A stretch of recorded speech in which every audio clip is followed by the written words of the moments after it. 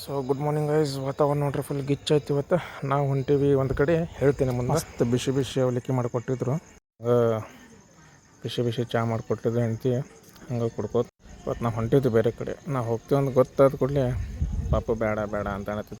So ಇವತ್ತಿನ vlog ಬಂದುಬಿಟ್ಟು ನಾವು ಹೋಗ್ತಿರೋದು ರಾಮದುರ್ಗ ಸೈಡು, ಅಂದರೆ ನಮ್ಮ ಊರಿಗೆ ಹೋಗ್ತಾಯಿದ್ದೀವಿ.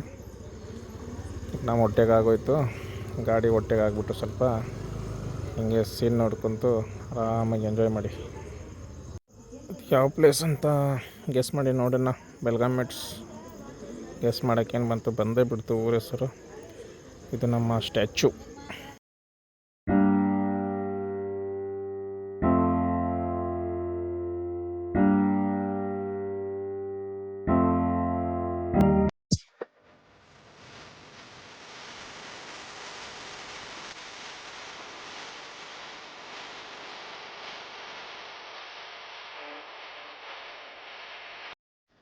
ಗೈಸ್ ಗೆಸ್ ಮಾಡಿ ಇದು ಯಾವ ಲೊಕೇಶನ್ ಅಂತ ನೋಡೋಣ.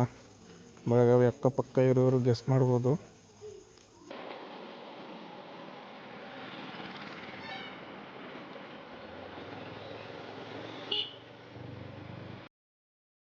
ಸೊ ನಾವು ಬಂದಿರೋದು ಪ್ಲೇಸ್ ಬಂದುಬಿಟ್ಟು ಕರಿಯಮ್ಮ ದೇವಿ ಅಮ್ಮನ ಆಶೀರ್ವಾದ ತೊಗೊಂಡು ಇಲ್ಲಿಂದ ಹೋಗೋಣ.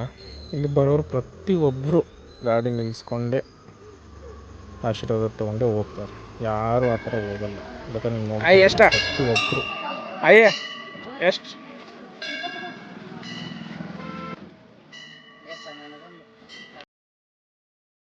ಅಮ್ಮನ ಆಶೀರ್ವಾದ ಪಡ್ಕೊಂಡು ಅದ ಮಾಲಿನ ಗಾಡಿಗೆ ಹಾಕಿಬಿಟ್ಟು ಈಗ ನಾವು ಸಿದ್ಧ ಮುಂದಿನ ಇದಕ್ಕೆ ಹೋಗೋಣ.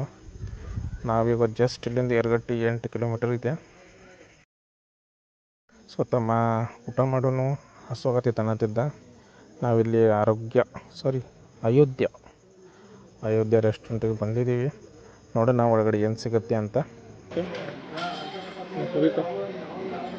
ಒಂದು ಪ್ಲೇಟ್ ಇಡ್ಲಿ, ಒಂದು ಪ್ಲೇಟ್ ಪೂರಿ ಕೊಟ್ಟು ಎಣ್ಣೆದು ಬೇಡ.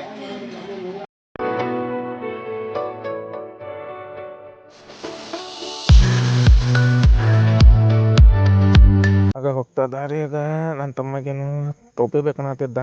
ಸೊ ನೋಡೋಣ.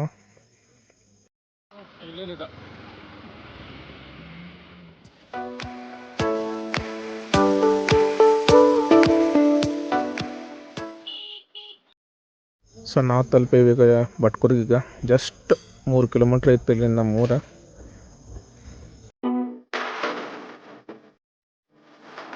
ಸೊ ನಮ್ಮ ಊರನ್ನ ಕ್ರಾಸಿಗೆ ತಲುಪೀವಿ.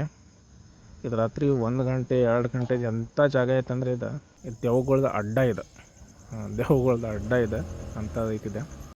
ಹೆಂಗೆ ಊರು ತಲುಪೀವಿ.